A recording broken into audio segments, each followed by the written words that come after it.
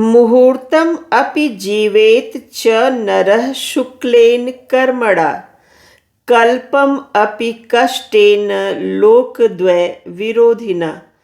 आचार्य चाणक्य कहते हैं कि मुहूर्त भर का भी अर्थात 48 मिनट का भी यदि जीवन हो तो उसे शुभ कार्यों में व्यतीत करना चाहिए। भाव यह है कि जीवन थोड़ा ही हो, अल्पायु ही हो, तो उसे शुभ कार्य में बिताना चाहिए, क्योंकि मानव जीवन बहुत ही मुश्किल से प्राप्त होता है और हजारों साल का जीवन हो इस लोक परलोक में दुष्कर्म करते हुए बिताना व्यर्थ है।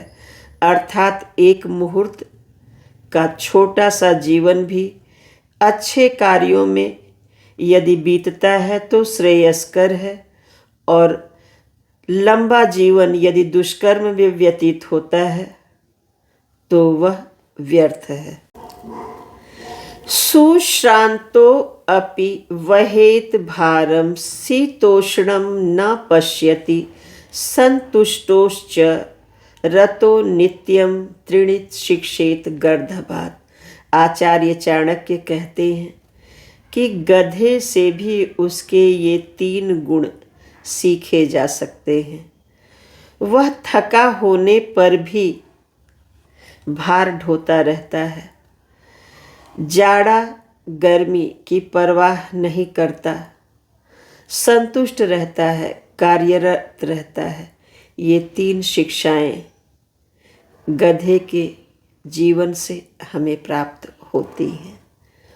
अर्थात निरंतर कार्यरत रहें, मौसम की परवाह न करें, संतुष्ट होकर के अपने कार्य में लगे रहें और जीवन में सफलता प्राप्त करने के ये 3 ही उपाय हैं जो गधे से भी सीखे जा सकते हैं।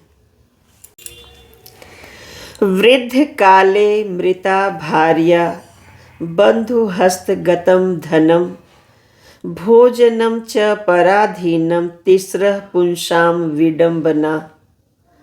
आचार्य चाणक्य कहते हैं कि मनुष्य के जीवन में 3 परिस्थितियां बहुत ही दुखदाई होती हैं।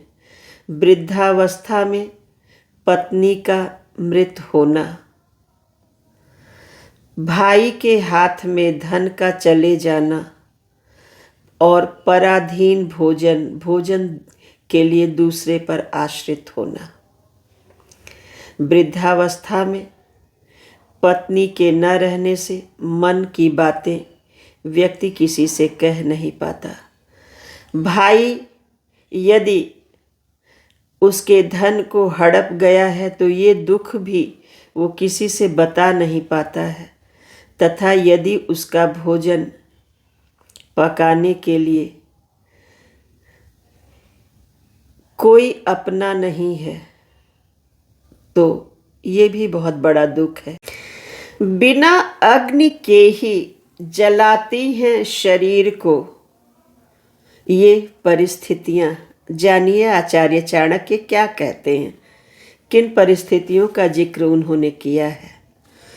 कुग्राम वासः कुलहीन सेवा कुभोजन क्रोधमुखी च भार्या पुत्रस्य मूर्खो विधवा च कन्या विना अग्निम एते प्रदहन्ति कायम।